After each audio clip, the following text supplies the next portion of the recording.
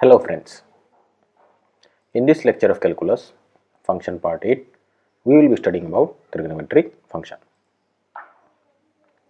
Before studying trigonometric function, let me tell you about a measurement of angle which is known as radian. In astronomy and navigations, angles are generally measured in degrees, but in calculus, it is suitable to use units for measurement of angle as radian because of the way they simplify calculation. Most of the formula in calculus is true if we measure angles in radian. So, what is radian? Let me explain you the meaning of a radian by a diagram. First, I draw a circle of radius r. Then I draw an arc of length equal to the radius of the circle. Now the angle subtended at the center of the circle by an arc of length equal to the radius of the circle is said to be 1 radian. So radian is an angle subtended at the center of the circle by the arc of length equal to the radius of the circle. So radian is a unit of measurement of angle. Since radian is a unit, so unit must be constant. Now I will show you that how radian is a constant angle. So draw a line OC such that angle AOC is equal to right angle. So in this picture you can see the right angle I have marked with a green color rectangle. Angle AOC is a right angle. Now from Euclidean geometry we know that angle subtended at the center is proportional to the arc length. So we will write angle AOC by angle AOB equal to arc length AC by arc length AB, which implies angle AOB by angle AOC equal to arc length AB by arc length AC. Now rearranging this equation, we get angle AOB equal to angle AOC multiplied by arc length AB by arc length AC. Now look into the figure 1, from where we get the arc length AB is equal to the radius of the circle. What about arc length AC? Since angle AOC is a 90 degree and the arc length AC is 1/4 of the circumference of the circle. So arc length AC will be equal to pi r by 2. So we can write angle AOB equal to angle AOC multiplied by r divided by pi r by 2, where angle AOC is equal to 1 right angle. So we can write 1 radian equal to 90 degree into 2 by pi, that is equal to 180 degree by pi, equal to 57.29579 degree. So if L be the length of the arc of circle of radius r, which subtended an angle at the center, say theta in radian, so we can write a formula theta in radian equal to length of arc L by radius r.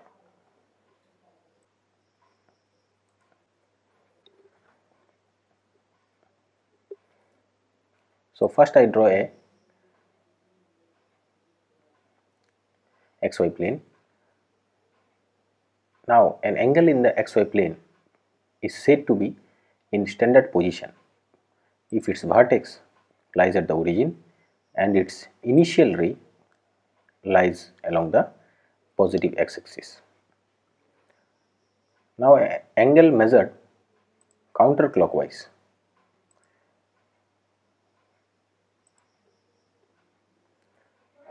from the positive x-axis are assigned positive measure. Similarly,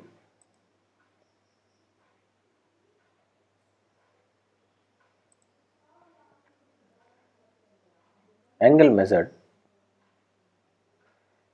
clockwise are assigned negative measures. Sometimes counterclockwise rotation of an angle can go far beyond 2 pi radian or 360 degree. Similarly, angle describing clockwise rotation can have negative measures of all sides.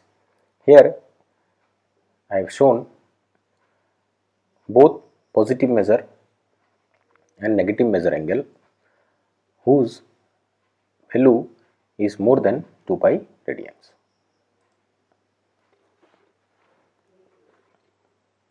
You are probably familiar with defining the trigonometric function of an acute angle in terms of the side of a right angle triangle.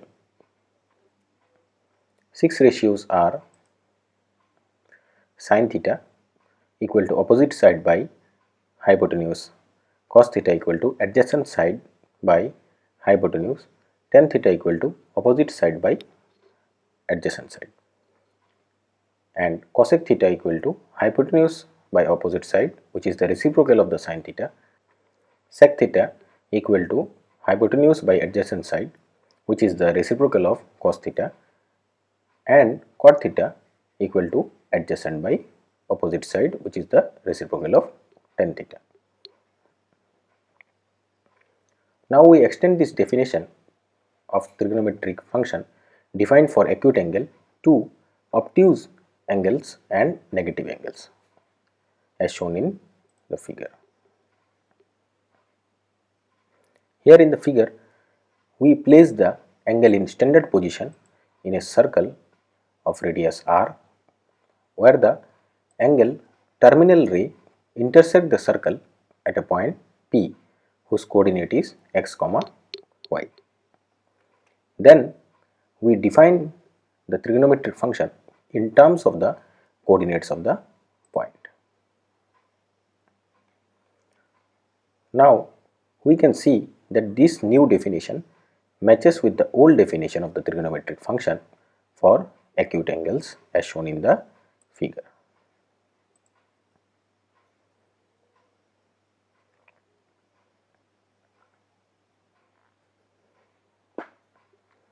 Here this new definition say sin theta, which is equal to y coordinate of the point P divided by r, where r is the distance of the point P from the origin. And from the old definition of sin theta from the acute angle triangle, we can write sin theta equal to opposite side by hypotenuse. So in this figure we can see the opposite side is equal to the y coordinate of the point P, and hypotenuse is equal to the distance of the point P from the origin, which is equal to r. So this new definition exactly matches with the old definition of the trigonometric function for acute angle. As I have told in the previous slide that how to extend the definition of trigonometric ratio to obtuse and negative angles by expressing the ratio in terms of the coordinates of the point and the distance of the point from the origin. So based on the coordinate values of the point, the ratio can be negative or positive. So when ratio is negative or positive, it depends on which quadrant in Cartesian plane the point is located. So there is a simple rule known as cast rule, which is useful for remembering when the basic trigonometric functions are positive or negative. Here you can see in the figure that in the first quadrant it is written all positive. That means all trigonometric angles are positive in the first quadrant. If a point is located in the first quadrant of a Cartesian plane, then all the trigonometric ratio for that point is positive. Similarly, in the second quadrant, the ratio sine is positive. In the third quadrant, the ratio tan is positive, and in the fourth quadrant, the ratio cos is positive. A point to be noted here, while using cast rule, you should measure angle in counterclockwise direction. Say for example, as shown in the figure, where angle is 2 pi by 3 radian measured in counterclockwise direction. In the triangle from the basic geometry as shown in the figure, the length of the y coordinate is root 3 by 2 and the length of the x coordinate is half. So, y coordinate is root 3 by 2 and x coordinate is minus half, and the distance from the point from the origin is 1.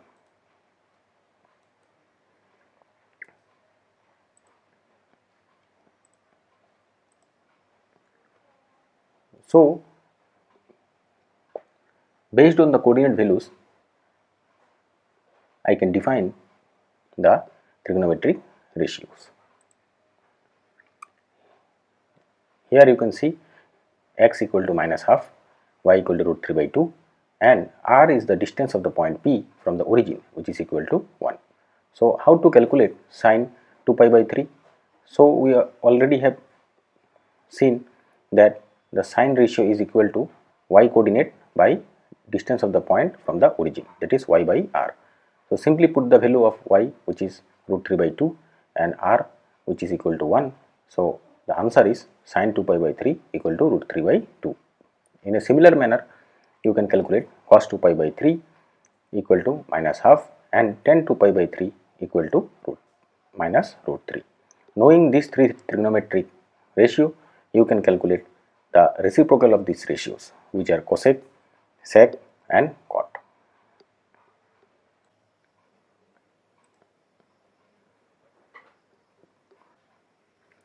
Now, consider an angle theta which is in the standard position measured in counterclockwise rotation as shown in the figure. Now, if we rotate by theta plus 2 pi, the terminal ray of the angle theta plus 2 pi coincide with the terminal ray of an angle theta. That means the two angles have the same trigonometric function values.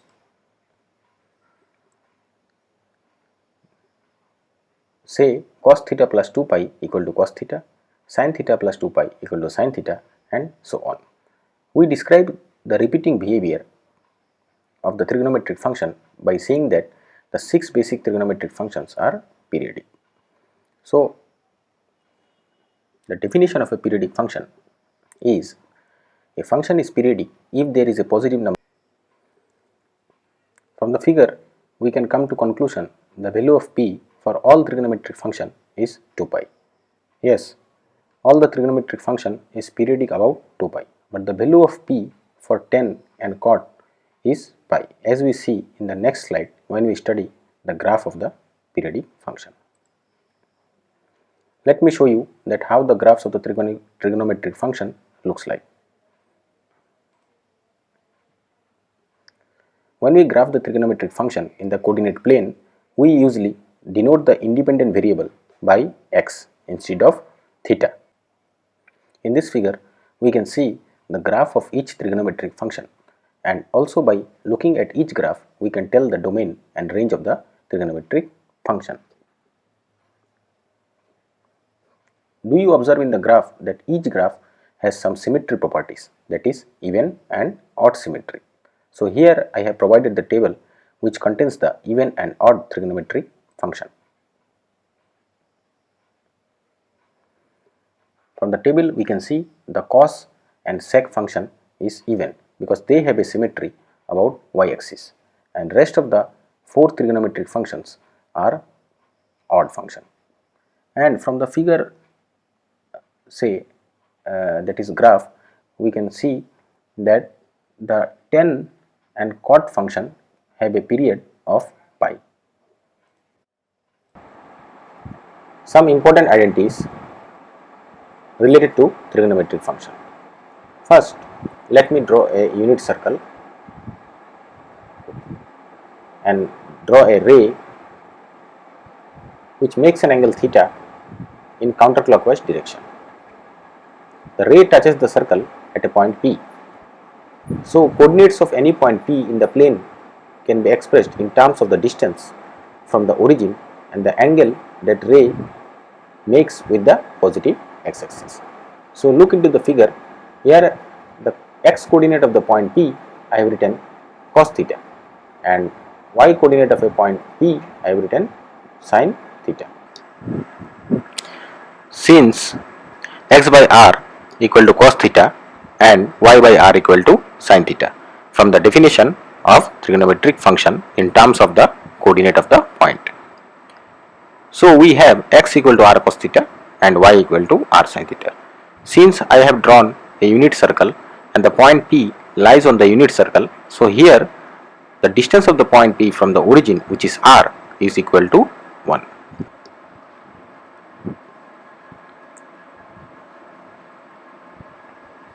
So here the length AP as shown in the figure, I have written the absolute value of sin theta, and the length OA I have written the absolute value of cos theta.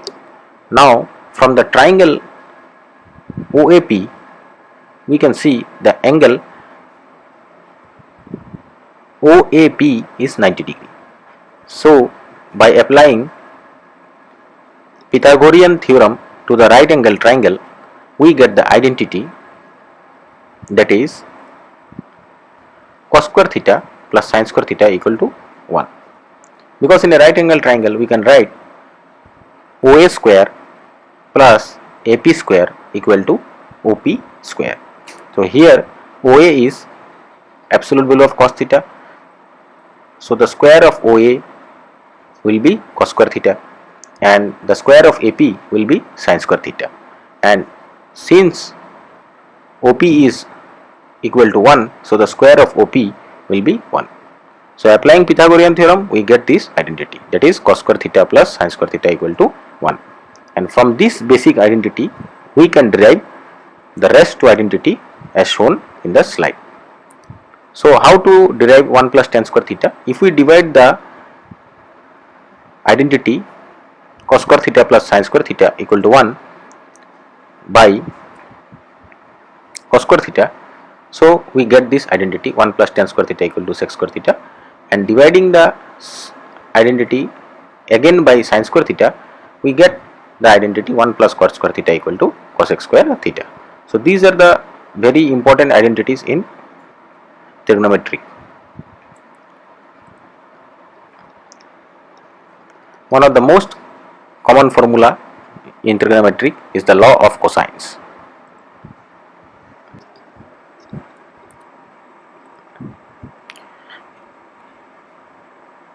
Here in the figure I have drawn a triangle ABC, and the coordinate of the point denoted by capital A is small b comma 0, and the coordinate of the point denoted by capital B is small a cos theta comma small a sin theta, where small a, small b and small c are the length of the sides of the triangle. So if ABC are the sides of a triangle ABC, and if angle theta is opposite to the side of length small c, then the law of cosine gives you this formula. We can write c square equal to a square plus b square minus twice ab cos theta. So how to prove this law of cosine? Since small c is the distance between the coordinate a and b, so from the distance formula we can write c square equal to a cos theta minus b whole square plus a sin theta minus 0 whole square, and then using the formula of a minus b whole square we can break this relation and by simplifying we get this law of cosine. So see, in this slide I have used the identity which I have shown you in the previous slide, that is cos square theta plus sin square theta equal to 1, to get the law of cosine. So the law of cosine is very much important. The law of cosine is used to prove the dot product of vectors, and it is also used to find the magnitude of the resultant of the two vectors. So look into the figure. Here I have drawn a circle of unit radius, and the 2 points P and Q, the angle made by the ray OP is denoted by capital A, and the angle made by the ray OQ is denoted by capital B. So the angle between the ray OQ and ray OP in counterclockwise direction is A minus B. So here in the figure, where small a, small b and small c are the side of a triangle OQ and P.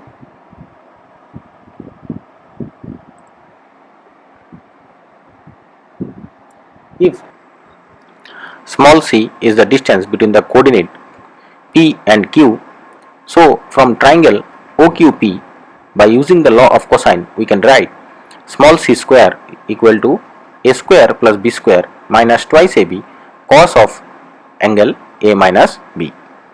Since I have drawn here a unit circle, so the value of small a and small b is equal to the radius of the circle, which is equal to 1. So by putting the value of a and b in the equation, c square equal to a square plus b square minus twice ab cos of a minus b, we get c square equal to 1 plus 1 minus 2 cos a minus b. As I have already told that c is the distance between the coordinate P and Q. So from the distance formula we can write c square equal to cos a minus cos b whole square plus sin a minus sin b whole square. And then by using the algebraic formula of a minus b whole square we can simplify it, and then here we can find again the value of c square equal to 2 minus 2 within first bracket cos a cos b plus sin a sin b. And from equation 1 and from equation which I have just found now, we get 2 minus 2 cos of a minus b equal to 2 minus 2 within first bracket cos a cos b plus sin a sin b. And simplifying this we get a new identity, which is cos of angle a minus b equal to cos of angle a into cos of angle b plus sin of angle a multiplied by sin of angle b. This is one of the important formula of trigonometrical ratios.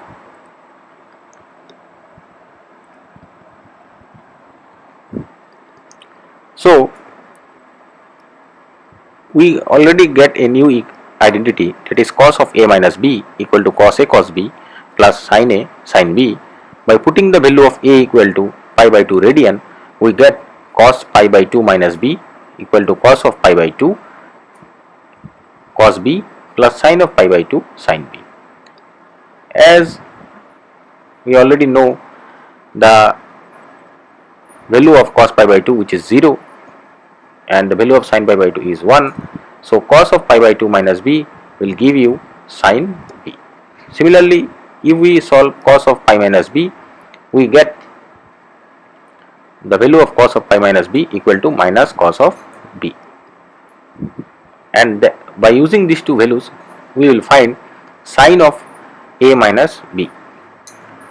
which we can write equal to cos of pi by 2 minus a minus b. And now by using the formula of cos a minus b, we can simplify it as shown in the slide, and we will get the result that is equal to sin a cos b minus cos a sin b. So this is another new identity. Sin of a minus b is equal to sin a cos b minus cos a sin b. So by using these two identity, cos a minus b and sin a minus b, we can calculate cos twice theta and sin twice theta. So the formula cos twice theta equal to cos square theta minus sin square theta, and the value of sin 2 theta equal to 2 sin theta and cos theta. It is very easy to find here. How to find the value of cos 2 theta? So instead of a, you write theta here, and instead of b, you write minus theta. So ultimately you will get cos 2 twice theta. Similarly, you put the value of a and b in the identity sin of a minus b, you can get sin twice theta. And you can, this is another new formula, which is cos square theta equal to 1 plus cos twice theta by 2, and sin square theta equal to 1 minus cos twice theta by 2. These two formula you can derive from the formula cos 2 theta equal to cos square theta minus sin square theta. One of the special inequalities for trigonometrical ratio is for any angle theta measured in radian, the sine and cosine function satisfy this inequality as shown in the slide. So look into the figure here. The triangle APQ is a right triangle with side of length QP equal to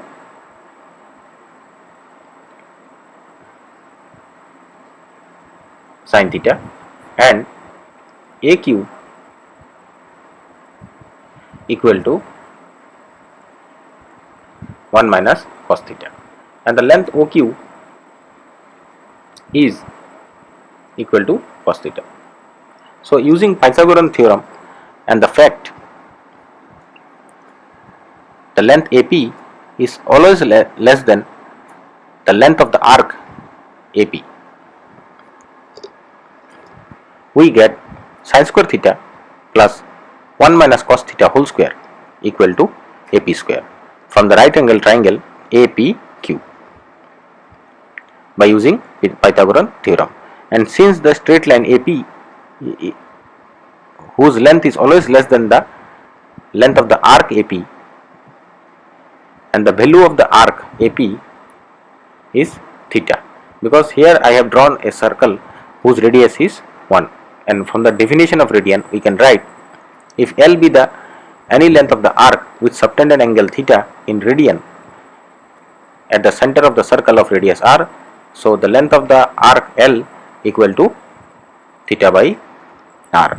Since here r is 1, so length of the arc AP is equal to the same as the value of the angle in radian. So here the value of angle in radian is theta, so the length of the arc AP is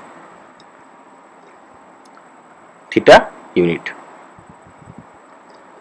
So we can write sin square theta plus 1 minus cos theta whole square equal to AP square, whose value is less than or equal to theta square. So the sum of the square of the two value is less than or equal to theta square, so we can write that sin square theta is less than or equal to theta square, and 1 minus cos theta whole square is less than or equal to theta square. By taking square root, this is equivalent to saying that absolute value of sin theta is less than or equal to absolute value of theta, and absolute value of 1 minus cos theta is less than or equal to absolute value of theta. So we can see the inequality written in the slide. So this is one of the special inequalities which helps you to prove the derivatives of sin theta and cos theta in calculus. So thanks for watching. Please subscribe.